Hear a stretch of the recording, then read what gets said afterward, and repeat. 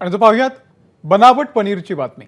भाजपचे आमदार विक्रमसिंह पाचपुते यांनी आज एका हातामध्ये खरं पनीर आणि दुसऱ्या हातामध्ये बनावट पनीर घेऊन या मुद्द्याकडे लक्ष घालत आहेत। चांगलं पनीर बनवण्याचा खर्च प्रति किलो 400 ते 450 रुपये आहे, मात्र भेसळयुक्त पनीर अर्थात चीज ऑनलॉग बनवण्याचा खर्च प्रति किलो 180 रुपये येतो।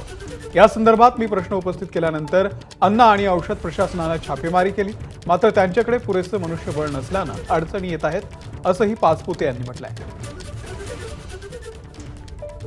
विक्रमसिंह पाचपुते आपल्या सोबत आहेत।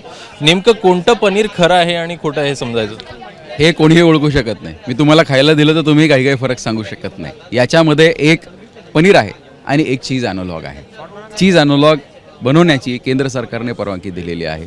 दुर्दैवाने चीज एनालॉग आणि पनीर याच्यामध्ये टेस्टमध्ये खास असं व्हेरिएशन नाही आहे आणि याचा गैरफायदा घेऊन अनेक मॅन्युफॅक्चरर चीज एनालॉग पनीरच्या नावाखाली विकतात, पनीरच्या नावाखाली खपवतात। तुम्ही सहजासहजी पहा की इझिली पनीर मिळायला लागलेलं। अनेक मागच्या काही वर्षांमध्ये पनीर असं कुठेही मिळतं रस्त्यावरती।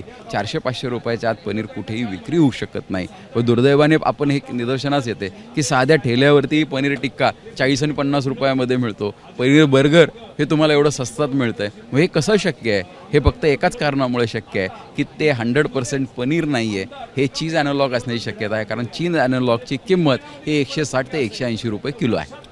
यामध्ये जर पाहायचं तर आज तुम्ही लक्षवेधी मांडता आहे, नेमकं सरकारकडनं काय मागण्या असणार? माझी सरकारकडनं ही मागणी आहे की हे क्रॅकडाऊन करणं गरजेचं आहे। हे खूप मोठं रॅकेट आहे। आपल्याला याच्यामध्ये कडक शिक्षेच्या प्रोव्हिजन्स आणावे लागणार आहेत। त्याचबरोबर हे पकडण्यासाठी FDA पुरेशी यंत्रणा नाही आहे। मी सभागृहात प्रश्न मांडला, माझा तारांकित प्रश्न स्वीकृत झाल्यानंतर डिपार्टमेंटला जाग आली आणि त्यांनी छापे मारायला सुरू केले। कालच्या शनिवारी पुण्याला, चंद्रपूरला छापे झाले आणि त्या छापेमध्ये पनीर, आर्टिफिशियल पनीर हे सापडलेलं आहे। त्यामुळे FDAच्या अधिकाऱ्यांची संख्याबळ वाढणं खूप गरजेचं आहे। त्यांच्याकडे मोबाईल टेस्टिंग व्हॅन्स येणं गरजेचं आहे। त्याचबरोबर लवकर लॅब रिपोर्ट्स घ्यावे लागणार आहेत। या संदर्भात लक्षवेधी जी आहे ती मांडण्यात येणार आणि कुठेतरी कायद्यामध्ये देखील या संदर्भात शिक्षेसाठी तरतूद असावी अशी मागणी पाचपुते करताना दिसतात। कॅमेरामन अरविंद वारगे, ABP माझा, मुंबई। तर बनावट पनीरचा हा मुद्दा अतिशय गंभीर आहे असं अजित पवार यांचं म्हणणं आहे। लोकांच्या जीवाशी खेळण्याचा हा प्रकार आहे। कठोर कारवाईचा अजित पवार यांनी आता इशारा दिलाय।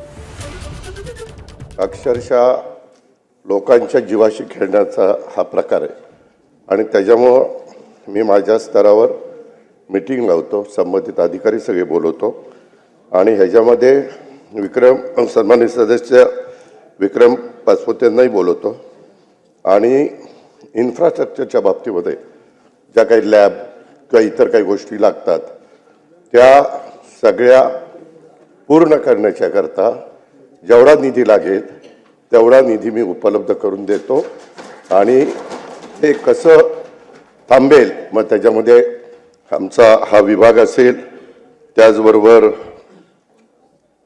पोलीस विभाग असेल, जे विभाग ह्याच्याशी संबंधित येतील त्या विभागांना पण विश्वासात घेऊन काही झालं तरी हे जे फेक